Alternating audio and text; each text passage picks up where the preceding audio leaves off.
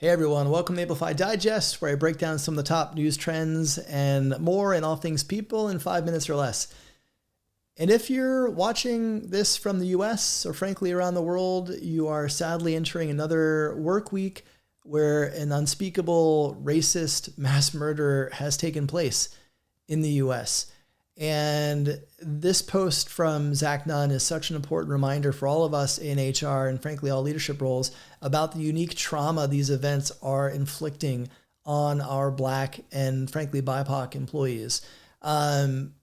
It's so important in our field of HR that is roughly 70% white that we are working hard to understand and support these lived experiences that are different than ours, and the unique trauma that these events happening time and time again are triggering for our employees who need our support and need the space. And so if you're not familiar with Zach, he runs Living Corporate media platform. It's a podcast and much more. You should be listening to those to continue your education in this space.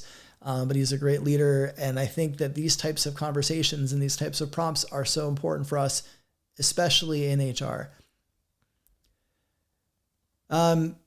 This was another piece that I want to reference from the New York Times, and it's an interesting piece that feels like a bit of whiplash compared to the last several months where we've talked about the white hot hiring market, especially in tech. And the last couple of weeks, we've seen that turn. And this piece gets into some of the specific impact in technology companies with this new market turn, both the restrictions in hiring, but also the stock market and the hit that it's taking and the way that that has impacted compensation packages that many of these employees are working in.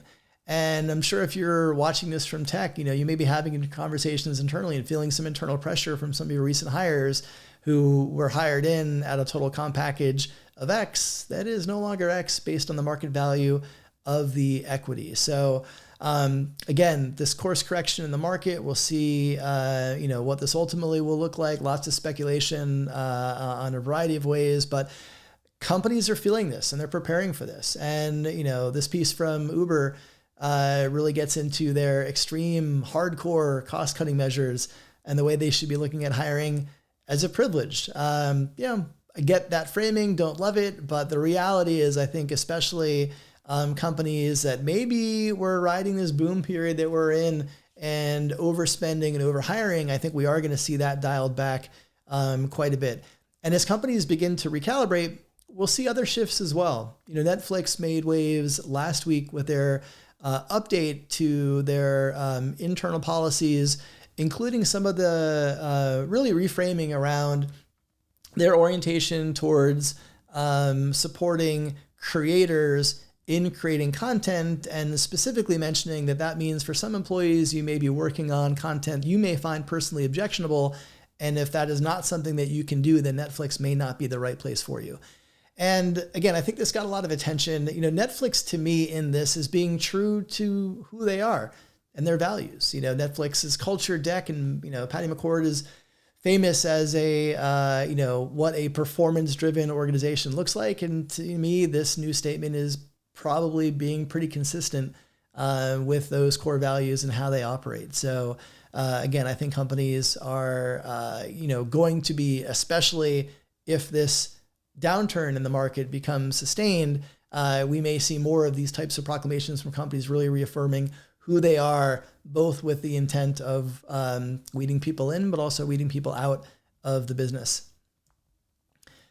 And Andrew Bartlow, I want to flag this piece by him. It's a really pragmatic piece around how we should be thinking about building our work structures. It explores, from co-located to hybrid.